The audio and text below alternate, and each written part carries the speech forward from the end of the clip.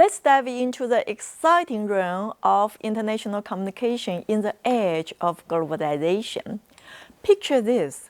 We are watching foreign films, sharing our lives through selfie videos on platforms like YouTube, and showing our approval with the ever-present like button on Facebook. What lies beneath these common media consumption behaviors are intricate forces at play. Complex technology networks, market dynamic, and the emergence of new forms of international political and economic interactions.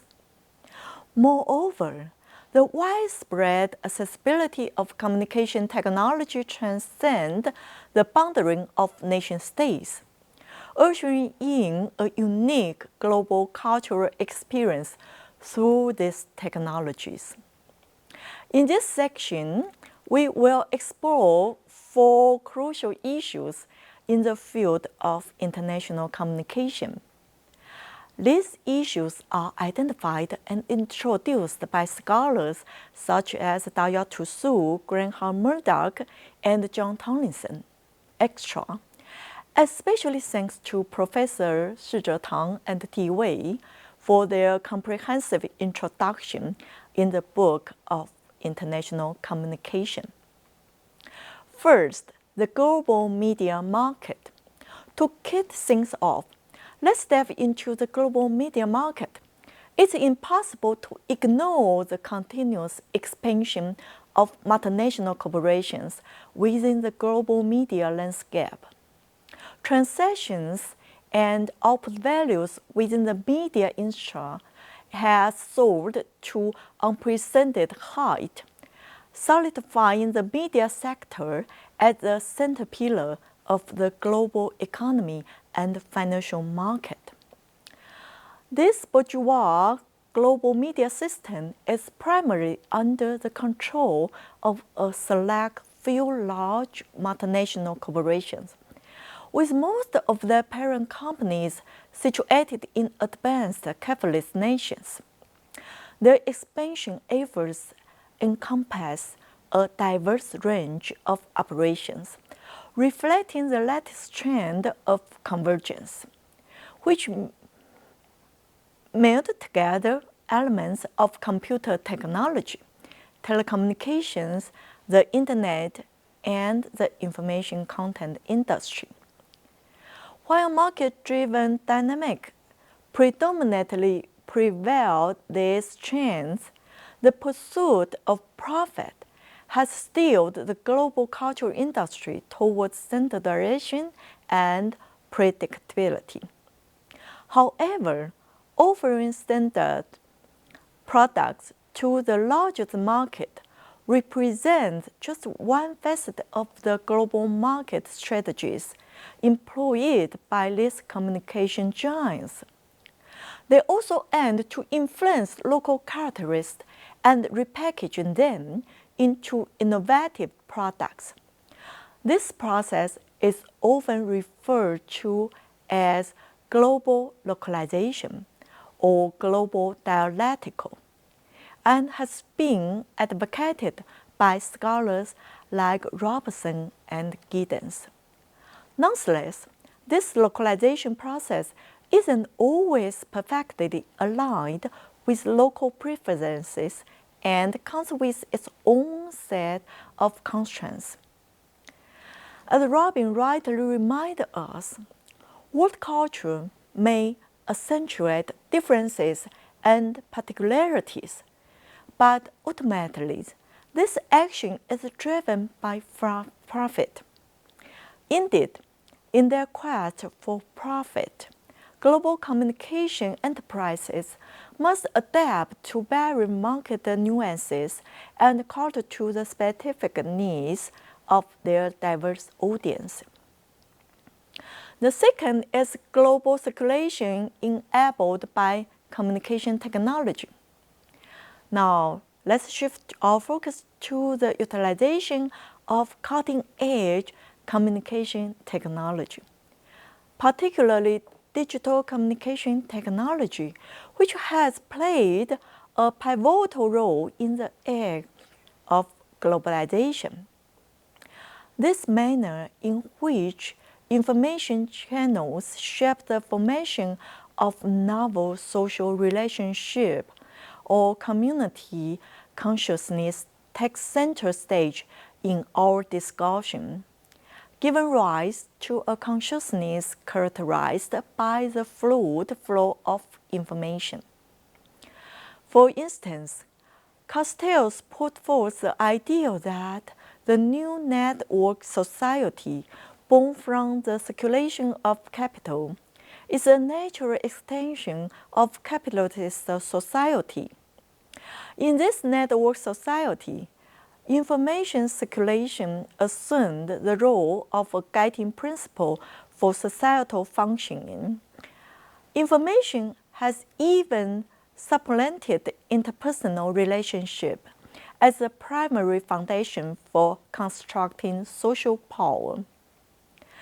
This perspective built upon the theories of the post-industrial of information society, which gained prominence in the 1950s. It emphasized the transition from a production-oriented, capital-intensive industrial society to a consumption-oriented information society, one rooted in the fluid circulation of information. Traditional notions of geographic space, cultural identity, and even social structures have grown increasingly blurred due to the prevalence of transnational financial capitalism and transnational media technology. The convergence of digital technology and media has ushered in a multitude of message content and innovative ways of utilizing messages, liberating us from passive and restricted choices as public consumers. However, while new communication technology has facilitated global circulation, it may also impose limitations on the media industry and culture. Sociologist Bauman argues that the close link between information utilization and the flow established through consumption not only widens the gap between those with access and those without, but also serves as a means of social exclusion. As Murdoch underscored, new technology creates new opportunities. If we are not willing to allow business to benefit from it and to bring about fundamental reform in the political realm, then everyone must have the freedom to utilize these technologies. Consequently, we should not overemphasize the importance of scientific and technology innovation, nor should we regard the role of science and technology in the development of business as entirely independent or decisive. Third is international politics and state intervention in culture. Let's move on to the third topic. As we explore the impact of the market and technological conditions on the globalization of media, it's crucial to understand the role of national governments. We should also consider the interaction between the state, supranational government systems, and various social groups within a country.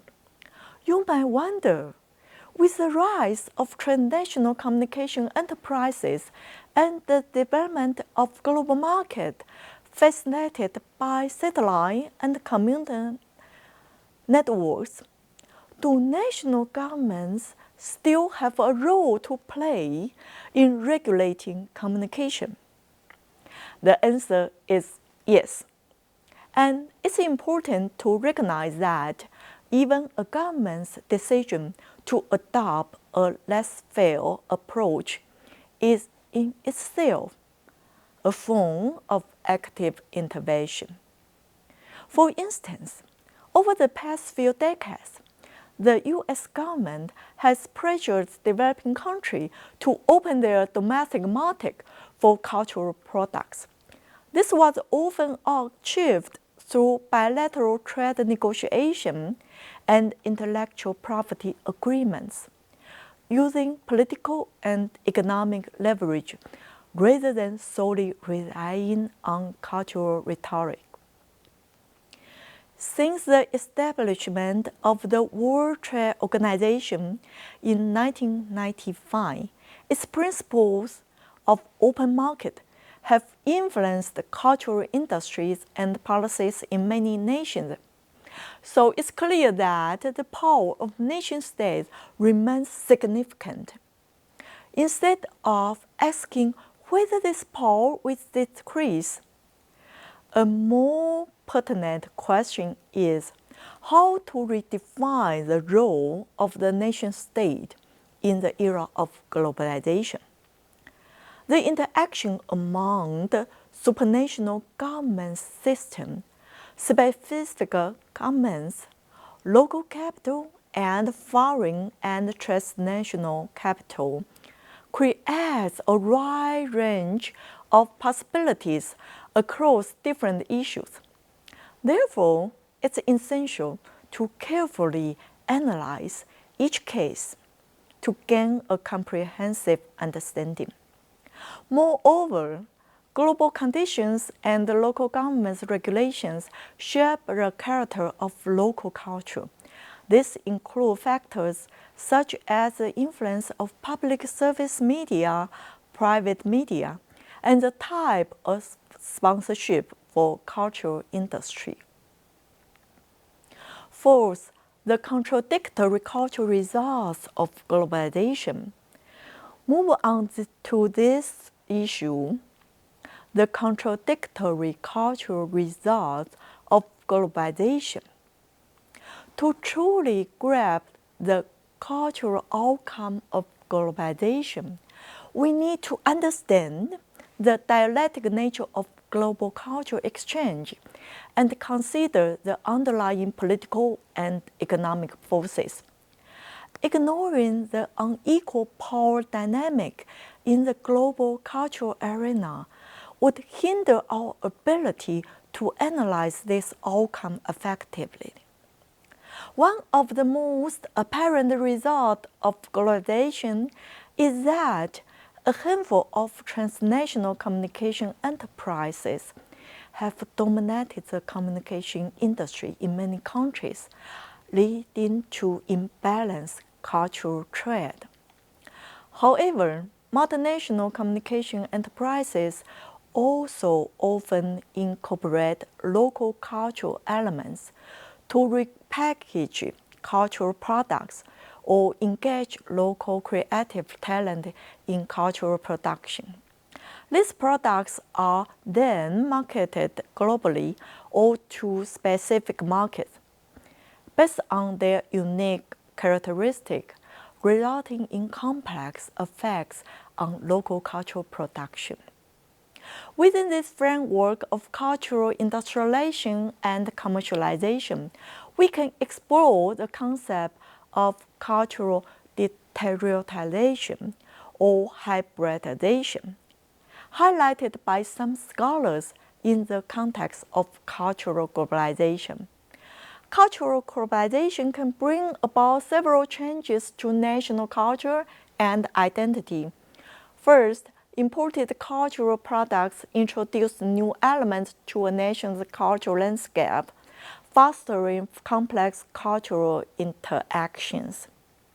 Second, these changes may threaten the cultural identity of national ethnic group, leading to reactions against the foreign culture reflection on traditional culture or movements among fundamentalists.